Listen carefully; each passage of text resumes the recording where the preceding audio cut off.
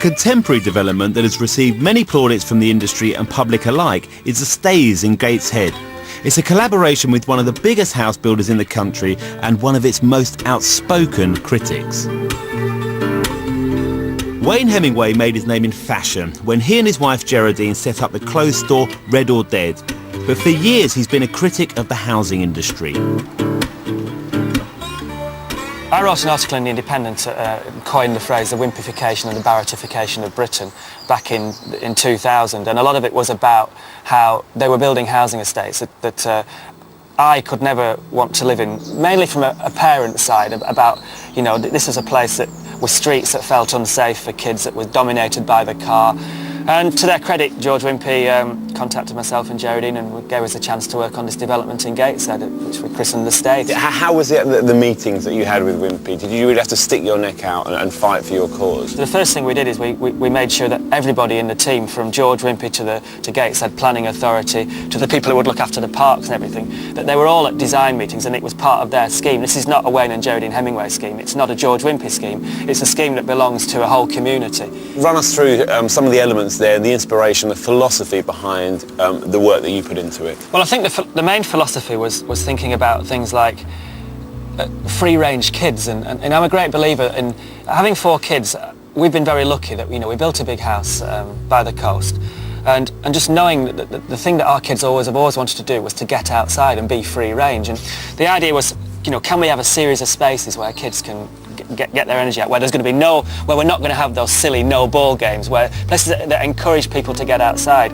And then we also thought, well, you know, what do we like doing? Well, the best thing whenever the sun's shining is to get your mates round and have a barbecue, and we've managed to, you know, in all the spaces there are communal barbecues. And then there's what can that engender? Well, community, you know, people like to talk.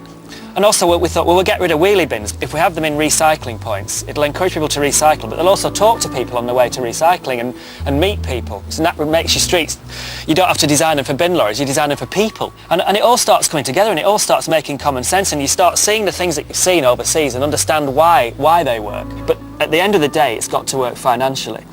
And the great thing is that people like CABE, the Commission for Architecture and the Built Environment, are beginning to prove that if you get housing that overlooks green space, you get an uplift in price of 7%. And when you look at why, it's because of the green spaces and what that gives. Simple as that. Yeah. It's not just a case of making a nicer environment for everybody. Well, it's got to come down to the hard economics. The majority of the house builders that deliver, the majority of the 140 or 160,000 houses that are delivered every year in this country, the majority of those are PLCs. Their main job is to return profit to the shareholders.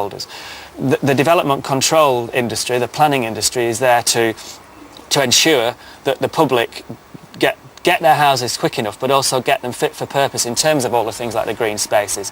So I think the onus is more on planning, and planning, unfortunately, is a bit under-resourced at the moment. Are you concerned that, you know, the volume of houses that are being built, you know, annually, that we're going to turn around in 10 years' time and think, what the hell did we do there? There's been a recent CABE housing audit, which we believe at CABE that 29% of housing developments in the last 5 years should never have got planning permission, and that we're building the slums of the future. So in this rush, we're doing exactly what we did in the 60s and the 70s.